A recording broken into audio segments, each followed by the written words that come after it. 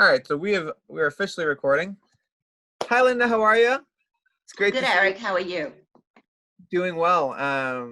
For those of you who don't know, I know I touched upon this a little bit in our last interview with Leanna, but Linda and I met last year when I was biking down from Boston to Florida, and Linda opened up her home to me and my mom as a place to stay and to hear her story and hear about all the amazing things that Linda's been able to achieve despite her CRPS. And so, without further ado, Linda, why don't you start us off by telling us a little bit about yourself, and then kind of getting into the beginning of your story. I know obviously the beginning is usually the hardest part, but that's where we kind of have to start. All right, love. My walk began about 11 years ago. I was walking down the stairs and fell over the cat, and hence I have CRPS. It took a lot. The pain was so bad that no one could touch it. It took a lot of months for somebody to diagnose the CRPS. In fact, the doctor I was going to see, who was a orthopedic specialist, I had no idea what it was. He said that the blackness on my foot, the blisters, the swelling, the redness, the distortion of my toes, how they looked like eagle's talons, that was how bent they were, was normal.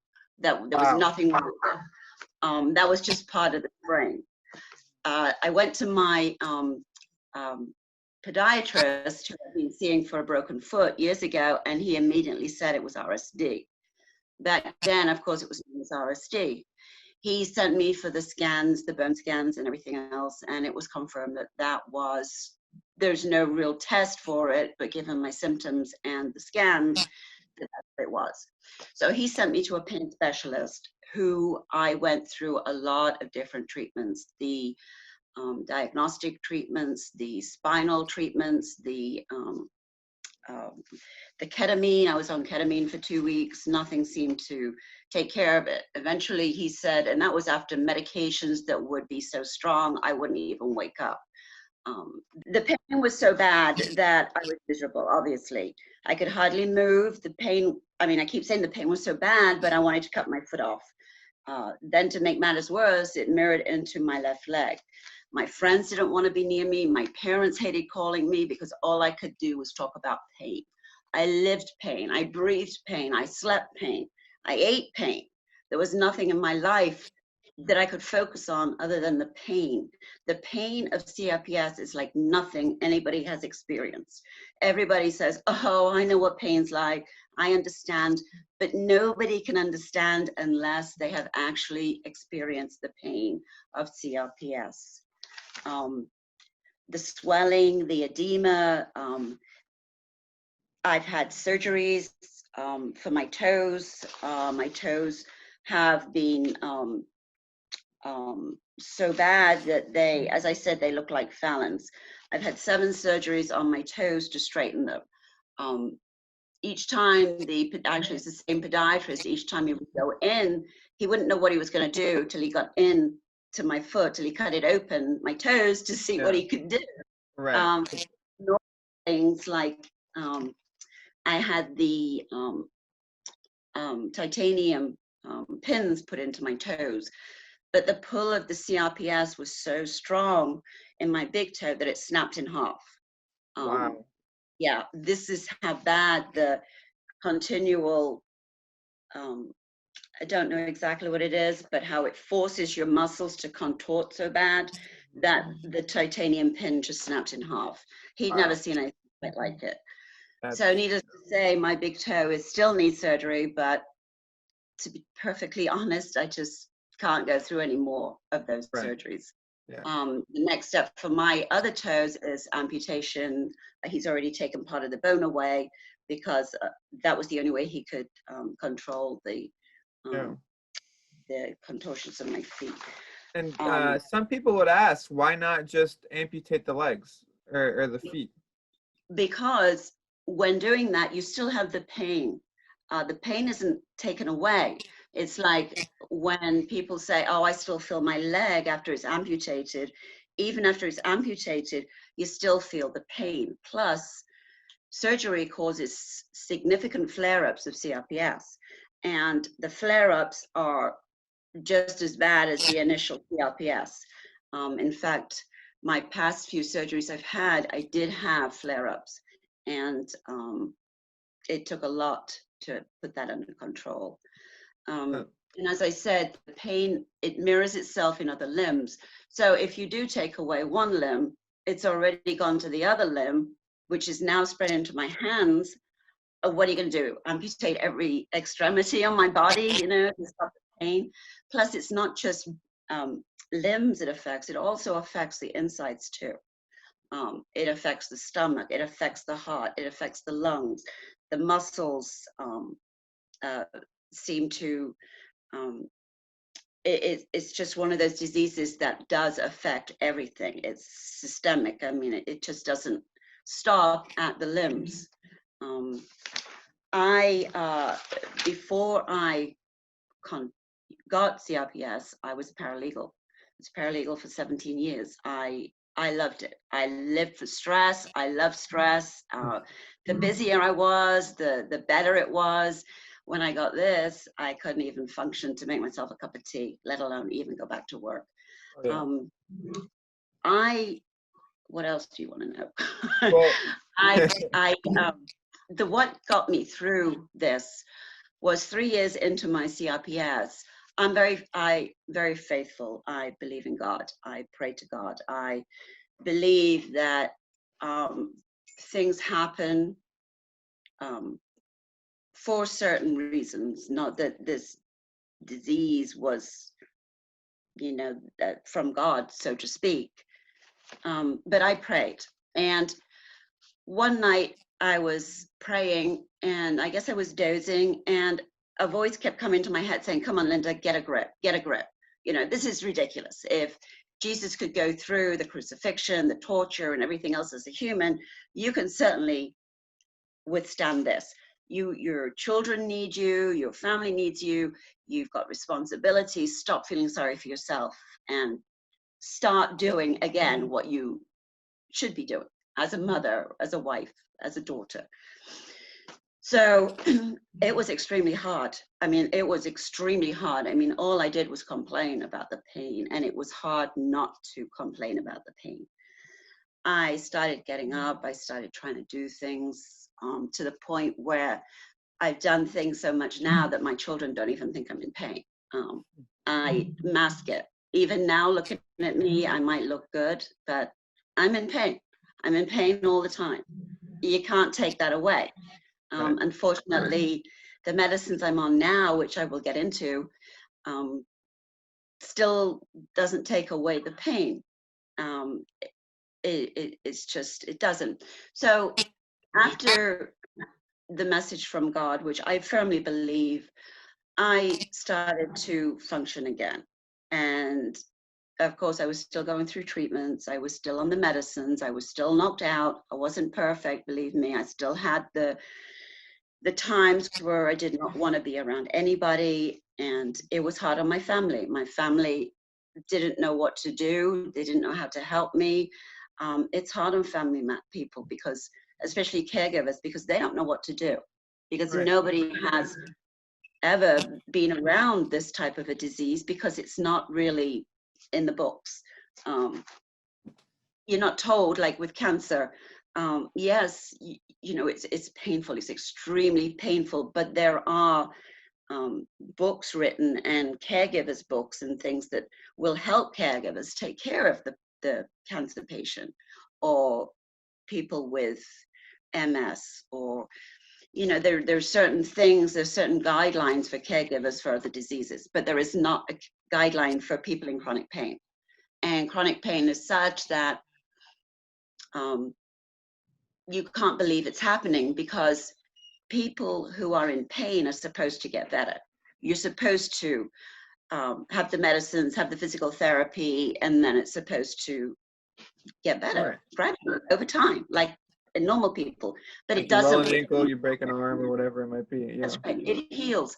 And that's one thing that doctors don't understand, is that you keep going back for more pain medicine, and they don't understand why you have to keep coming back when it should already have gone.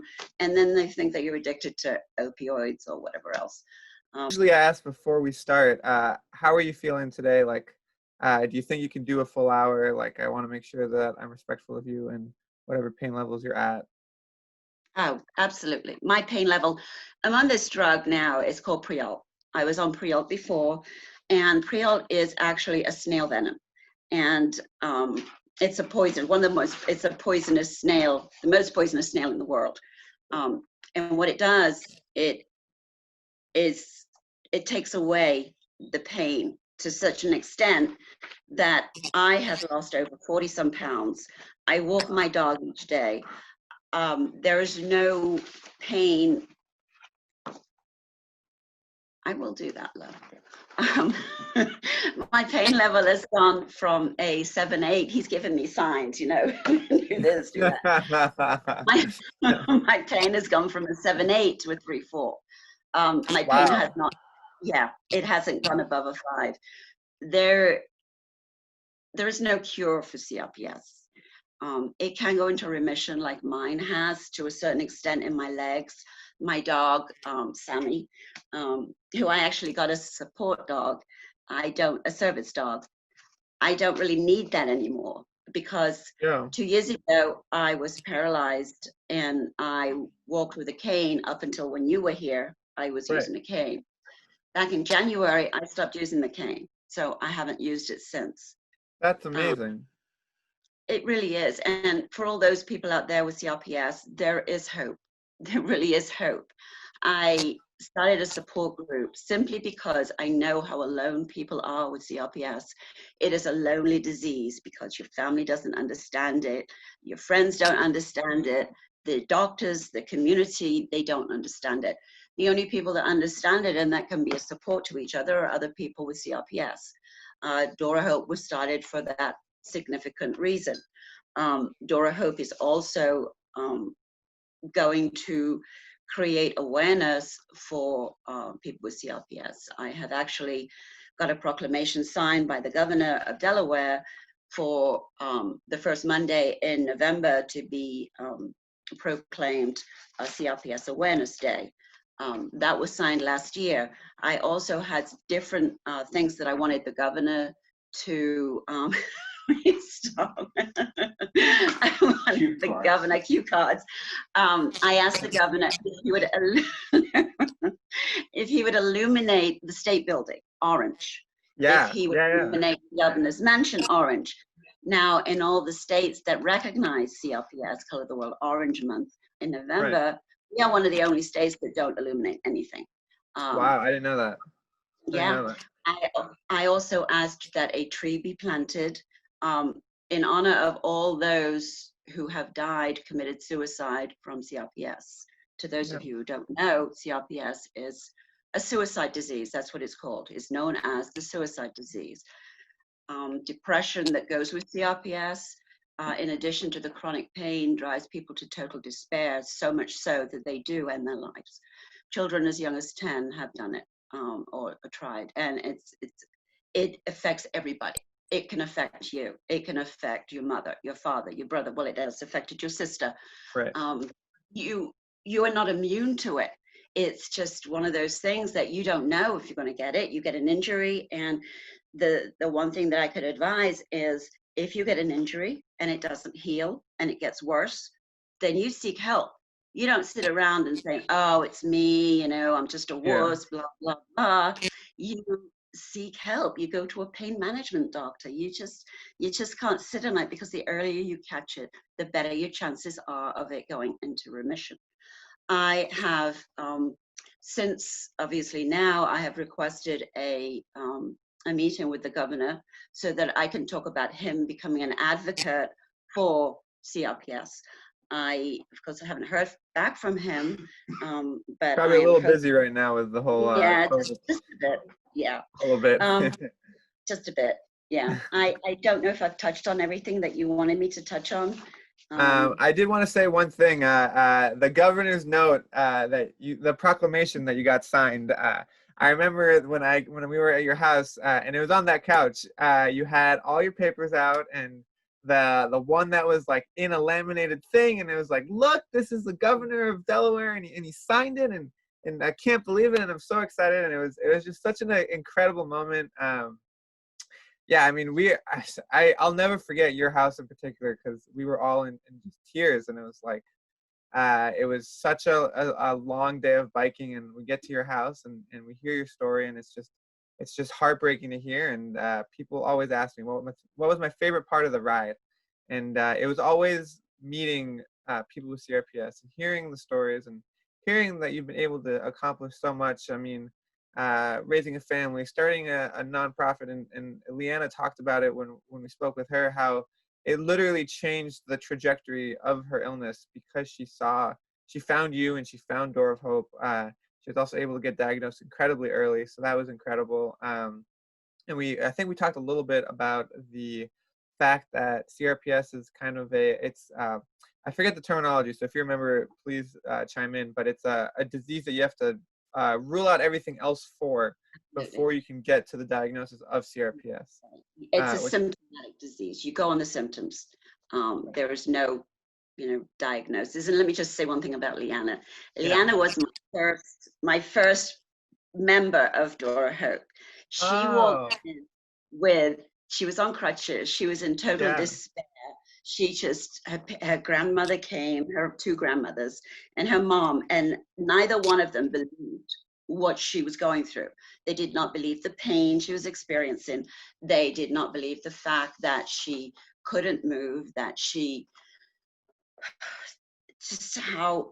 needed the medicines. They just thought that she was just one of these young kids who just wanted the opioids and wanted this, wanted that. But once they talked to me and realized that her pain was exactly the same as my pain, what? Oh, yes. And to top the fact is, her grandma, one of her grandmoms was a nurse, and even she did not realize that her pain was real. They believed that she was in pain, but not the burning, the sweating, the where's my list? Anyway, all the pain that goes through with CRPS, it's just unbelievable. But that day, I had one person to my group, and that one person made all the difference to me. It was like, okay, now I know why I have this disease. Okay, God, let me look at this as a gift, because I'm here to help others like me. And whether I like it, no, but now I understand my purpose in life. In addition to being a mother and a wife and a daughter and everything else, now I have a goal. The CRPS is such a devastating illness that you are totally alone. But once you do something like this, it puts everything into perspective, and it gives you a purpose. My purpose is to create awareness in the medical community, in the community itself. I've done awareness events at church. I'm very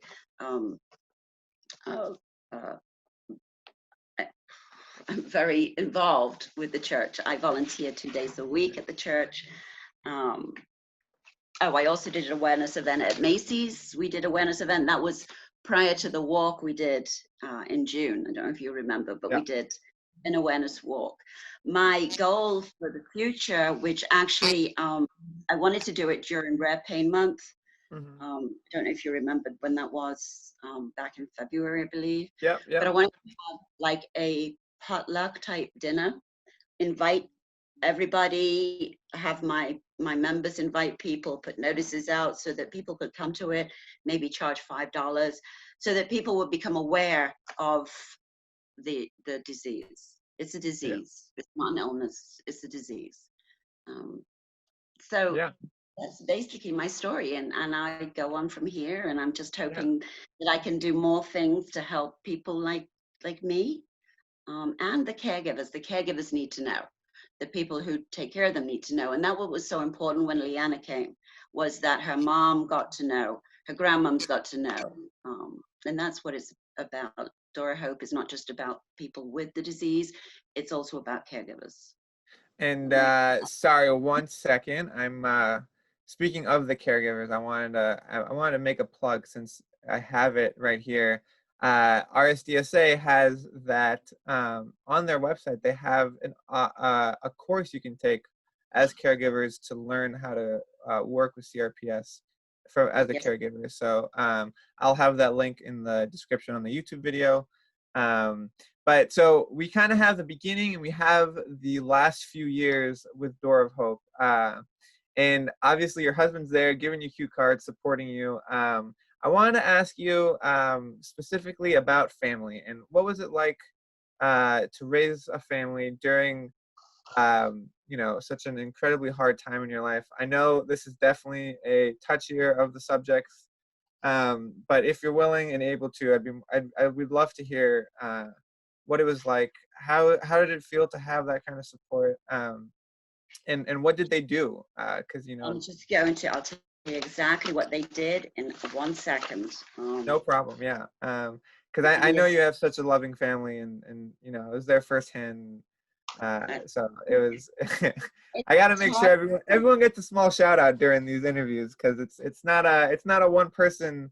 It's not a one person illness. It's not just you're the one that has it, but it really does affect everyone, and It's the way that family everyone steps effort. up is It is incredibly because important.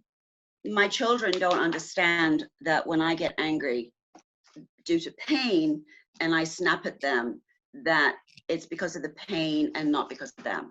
That is Right. very hard for children to understand that it's not them. Of They course. do have a very hard time with it. As I said, that I couldn't go to their games. My Mhm. girls were very active, hockey, lacrosse, and I had to miss a lot of their games due to this. And of course, they were disappointed that their mom missed certain things. There were family outings that we used to take every year to New York for Christmas, and I couldn't go. It has really affected my family. Um,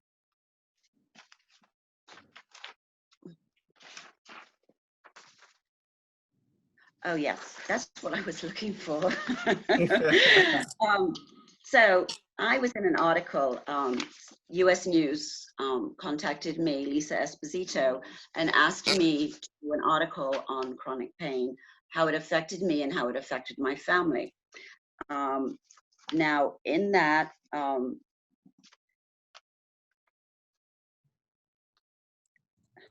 me see. She said, Haran hopes family members don't take it personally when excruciating pain puts an edge in her voice during conversations. I would like them to say they understand and realize it's not that I'm upset with them, that it's hard to get past the pain to talk or answer questions, and that it's not to cause an argument, and for them to respond, okay, mom. They can't respond that way because they think that mom is angry and they get really upset and they of course storm and stomp and slam doors, what children do. They don't understand. My husband, he didn't understand. He constantly said to me, oh my gosh, what's wrong with you? You used to be so organized. Why can't you make a meal? It takes you 4 hours to clean up when it used to take you half an hour. What's the matter with you? Blah, blah, blah. And no, they didn't understand it. And it's very upsetting. My husband stated that I think the word multitasking was invented just to describe her. That's me. However, he continues, since the onset of the disease, simple tasks such as writing a letter can now take 3 hours, and a trip to the store to do our weekly food shopping can take upwards of a half a day. Um, I'm not the same organized person. My family do not see me in pain because I hide it so well. This is my husband. Um, the result is the kids and he often forget that she is disabled and in pain and continue to expect me to carry on as I did. As I said, the hardest part for them was seeing mom in pain. They did not handle it well. They did not have a support group. There was no caregiver support group. So they didn't know how to handle it. They were extremely upset all the time because I was hiding in a corner and I didn't want to be associated with them.